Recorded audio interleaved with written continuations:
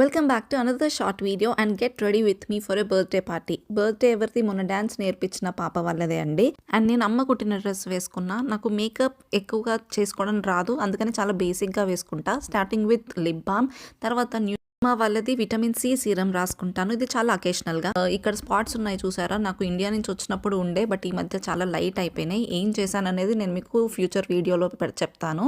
తర్వాత న్యూట్రీడమ్ వల్ల moisturising cream అయితే రాసుకుంటా. ఇప్పుడున్న ఇక్కడ చలికి ఇది మస్ట్ అండ్ షుడ్.